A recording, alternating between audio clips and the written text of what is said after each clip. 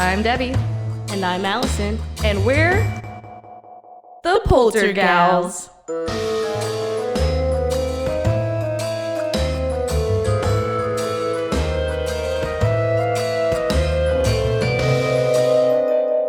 Spooky. Welcome back. Hi, I'm Debbie. And I'm Allison. And we're the Poltergals. This episode, we're going to be talking about the Pittock Mansion. In Portland, Oregon. Yeah, that's going to be really fun. Portland, Oregon's where like all the hipsters are. So maybe we're going to find about some hipster ghosts. I guess that maybe some fancy coffee ghosts. Is that who'll be texting me? Oh well, let's just during a podcast episode. I know. How dare you? I'm so sorry. Okay. Well, I guess if you want, you can go ahead and get into the history. Okay. So, Henry Pittock, who was born in London.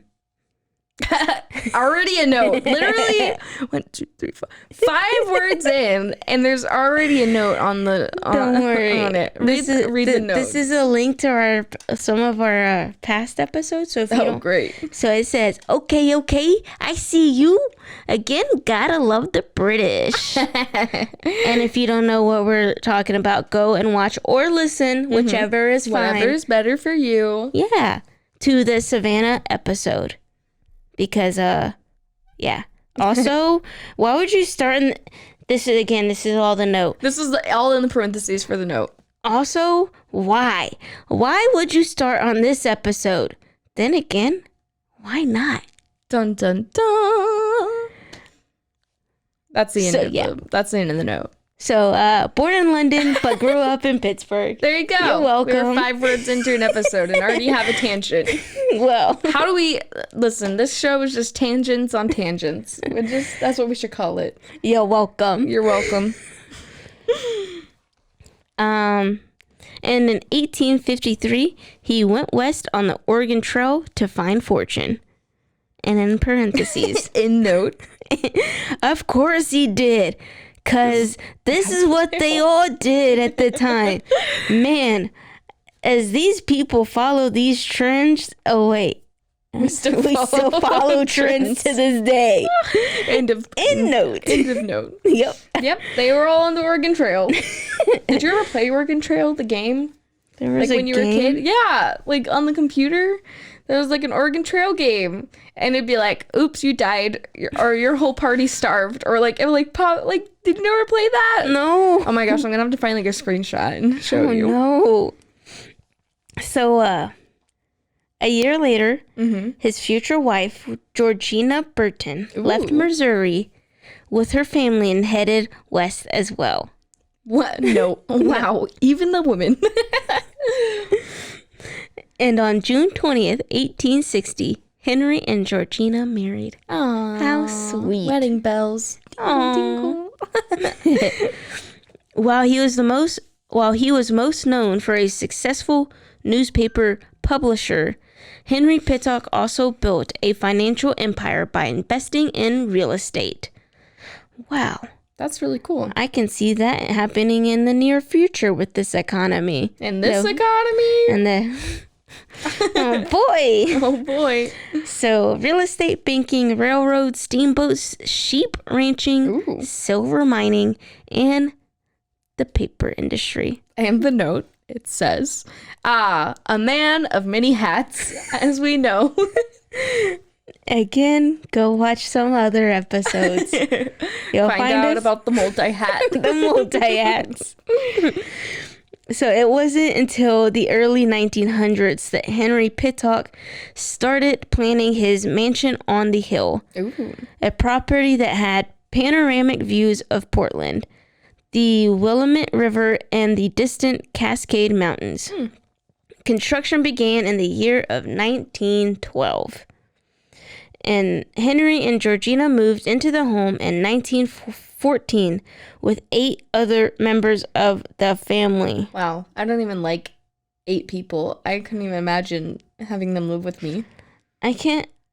Moving in with 8 other family members of mine. Sounds terrible. I'm sorry. I mean, that's why it was a mansion, though. So, like, it's spread out. I never have to see each other. I really hope it was a big mansion, because mansions back in the day, if you think about it, were like... There's, like, big houses. They were, like, 2-story houses. We'll see. But I'd be very irritated. Yeah, with 8 other family members.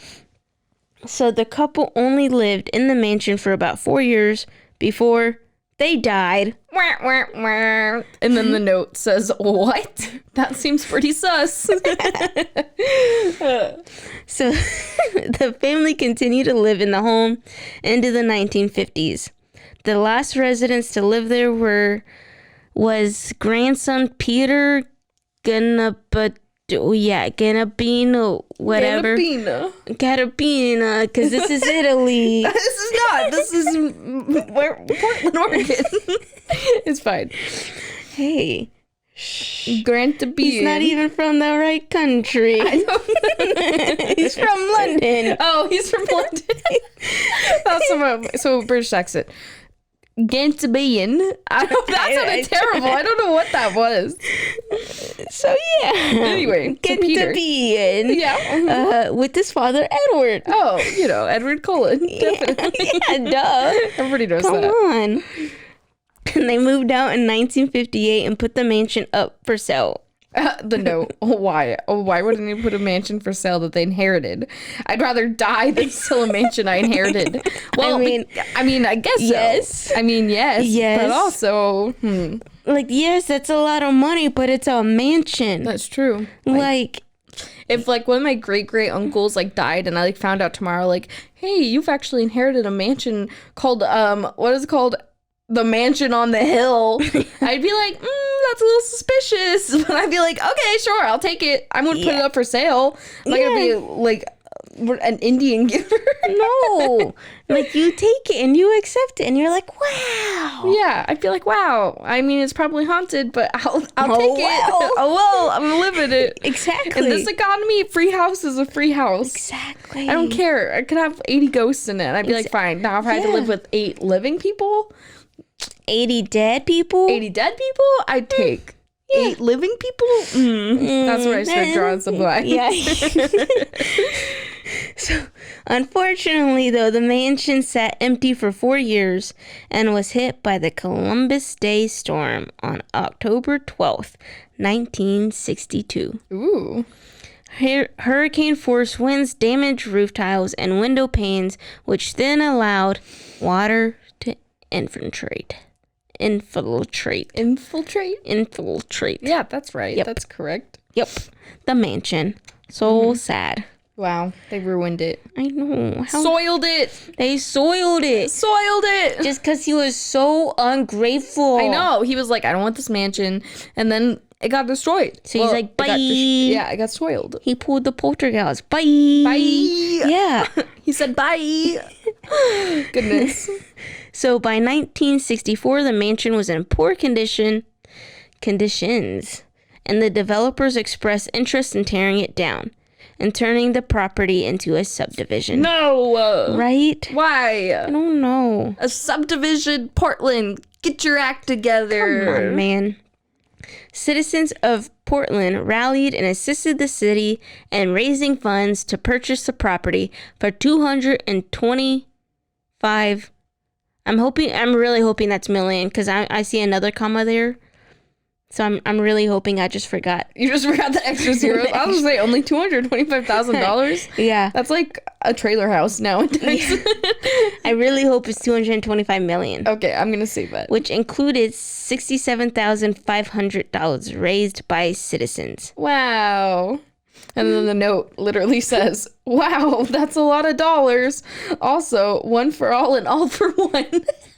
We got the 3 Musketeers in here, guys. Did you know that? I mean, clearly, duh. Yeah. So the work needed to restore the mansion and transform it from a private residence to a public space took about 15 months. Oh, that's not bad. Yeah. And in 1965, the mansion opened to the public as a historic house museum. In 1968, a non-profit Pittock Mansion Society was formed to take on the responsibility of furnishing the mansion and taking care of the collection, as well as providing educational activities. Ooh, I love some educational activities. Right. That's what I love. Big brain over here. Mm-hmm. Gotta get them. And in 2007, the Pittock Mansion Society took over the day-to-day museum operations and has been operating the Historic House Museum ever since. Oh, wow. The Mansion Society is a nonprofit organization whose mission is to inspire understanding and stewardship of Portland history through Pittock Mansion. Ooh. The society also works with Portland Parks and Rec to maintain and preserve historic buildings. All admissions, memberships, donations, grants, and museum store purchases go to support the Pittock Mansion and its mission. Fancy. The link for all this, I cite my sources, is history-pittockmansion.com. So you're welcome. Well, it's actually pittockmansion.org/history. Sorry, I'm still not sure. Siri said, ma'am? Siri said sorry. You don't have an email account set up yet. Just launch the mail app. It's the poltergals@gmail.com. There we go. The poltergals@gmail.com, Siri. Thank you. So apparently Siri had a lot to say. So yeah. Siri's our honorary polter pal for today. Yeah, way to go, Siri's Siri. our polter pal on the episode. Way to go. You know, your device might be haunted, though. It might be possessed. It might be trying to tell us something. Hello? Hello? Are you in there? But yeah, now that we got done with the history, it's time for a commercial break. Yeah. And now, a word from our sponsors. Spooky. All right, Allison, what are you about to buy today? Brought to you by a very haunted iPad. Yep, her iPad is very haunted. Steve Jobs is possessing it himself. Oh no. Dear Steve Jobs, don't haunt my iPad. I didn't ask for this. Do I have to pay extra a month? Is that what my 99-cent Apple subscription is for? Do a piece of his soul? Do I get some free access to the internet, Steve Jobs? Sincerely, Allison.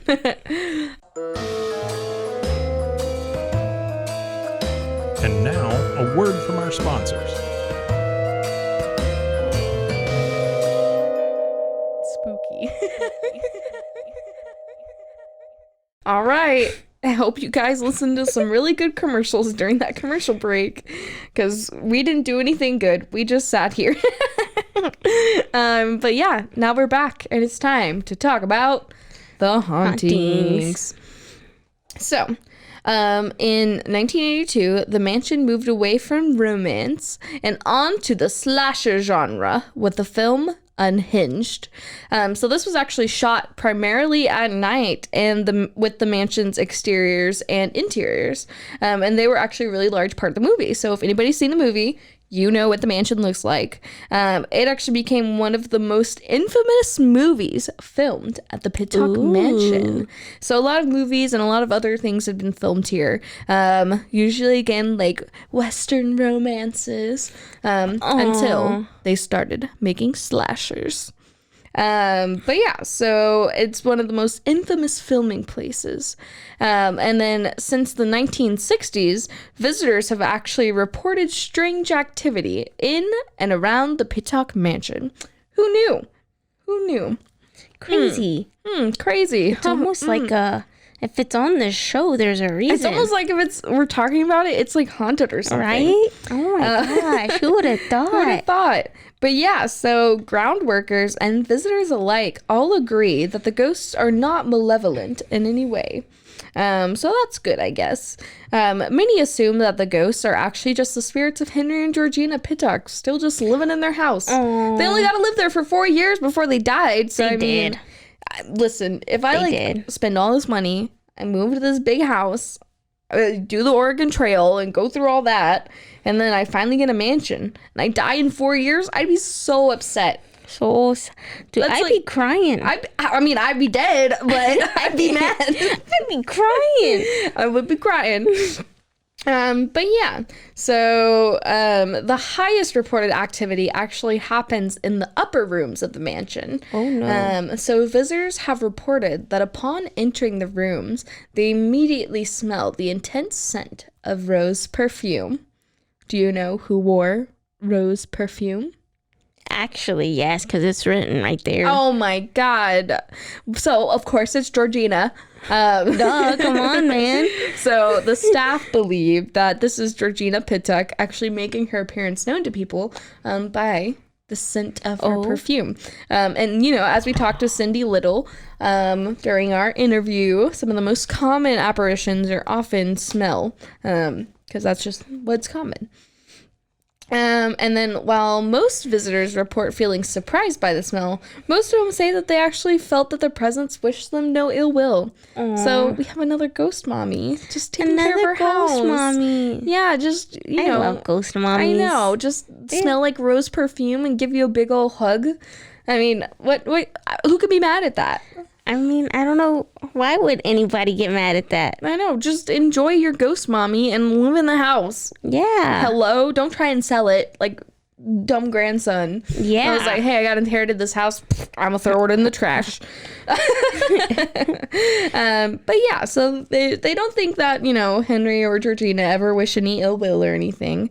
And then outside, near the northern side of the mansion, visitors report hearing the sound of shovels hitting the ground. Oh, no. So soon after, the sound of heavy footsteps stomping away towards the mansion can be heard. So that's a little shady. Staff actually believe that these are the sounds of the groundskeeper just doing his daily routine. He's out there digging maybe he's digging holes to plant rose bushes in. Aww. That'd be so cute. But yeah, so it's just groundskeeper that died. Was just, you know, still doing his work, you know, everyday task. As you do. Sweet. As you do. How sweet. But yeah, and like the Pittocks, the groundskeeper lived and died in the mansion. And again, luckily for visitors, he's also a very kind spirit. So, Lucky you know, them. he's just chilling. He's planting some ghost rose bushes. You don't got to think about it too hard. And then one of the other stories is footsteps of unknown origins have been reported. So a little shady. And then they happen literally at random. According to staff members, they happen all hours of the days too. And it can be literally anywhere. They just hear footsteps, which is, you know, a little scary. And then also staff report seeing windows in the mansion just open and close. So it'll just be like a window just opens and closes. Hello. Gotta Goodbye. get some fresh air. But yeah, so the windows open and close by themselves. They hear footsteps. They're smelling rose perfume. And then some visitors and staff have report seeing a portrait of Henry Pittock moving around on the wall by itself. So the actual portrait of Henry is said to move. No, thank you. Like, if you just walked into a museum and you just like looking at this mansion, you're like, oh, that looks like a fancy dude, and the whole like frame starts just like swaying back and forth. Thank you. You better get out of there. But it's kind spirit. Do we know that for sure? It's said that nothing bad has happened. I would be I would get a little scared at first, but then I'd be like, oh, it's fine. It's just Henry. It's just Henry being Henry. No? No, thanks. Allison says, I'm out. But yeah, so his, the portrait of himself sometimes moves by itself. And then some of like the strangest reports involve human-like shapes moving furniture, pictures, and even houseplants from room to room. So again, it's just probably staff and them just like, I don't like this chair in the eating room. I need to put it in the sitting room. Why is this chair here? Ugly decor. Boy. I imagine Georgina being like, this is not what my house is supposed to look like. And just moves it. And she's like, I'm gonna put this plant over here so you can get better lighting, people. Listen to me. Come on. But yeah, so just moving plants and moving pictures and stuff. And then one visitor actually reported hearing a picture fall off the wall in one of the rooms. And then when she went to investigate the sound, she actually watched as a woman wearing a long gown. It did not say long white gown, Allison. It just said a long gown. did. Can we assume it's white though? Because then it would be a woman in white. I think it's safe for us to say it was white. Okay, so But it's a woman it's wearing a disappointing. long gown. She then picked up the fallen picture from the floor and put it back on the wall. Then the staff member came up behind the woman and asked her if she was okay. When the woman turned back around, she saw that the woman had vanished. I just got goosebumps. No, thank you. Bye. Bye. But she was just listen, if a picture fell off the wall, wouldn't you pick it back up? Listen, I'm honestly just think this is Henry and Georgina being like, people keep moving stuff in my house. I only got to live here for 4 years. I didn't even get to decorate it the way I wanted to decorate it. And now people are knocking stuff over and I gotta even in the afterlife clean up your messes. Nope. Bye. And one female employee actually got the scare of her life as she closed up the building for a night. So like part of her job involved turning off all the lights in the mansion. And after all the lights were off, she then began locking all the doors, including the front door of the mansion. Makes sense. As she turned to leave for the night, all of the lights in the mansion switched on at the exact same time. Nope. Terrifying. Nope. I would have been like, bye. But yeah, so Have a great day. That's just some of the occurrences that happen. People can still go and visit the museum to this day. So if you guys are interested, go and check it out if you're in the Portland area. And we hope you guys enjoyed another episode of The Poltergals. The Poltergals, yeah. Allison, you missed the beat. Sorry. It's okay. You tried. We'll get it next time. We'll do this again. Allison, why are you crying? I'm sorry. She cries every episode. She's a little crybaby. Hey now. Hey now. Yeah.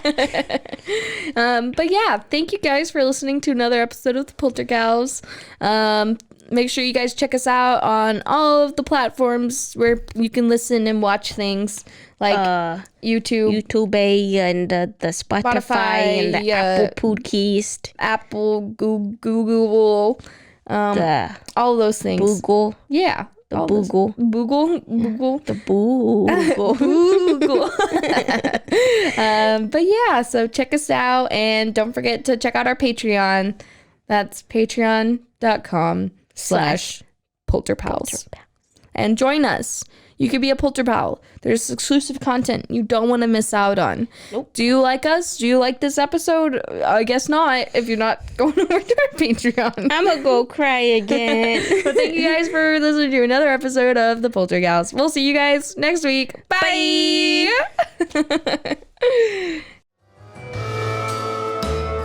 You've been listening to The Poltergals. A Rogue Media Network podcast.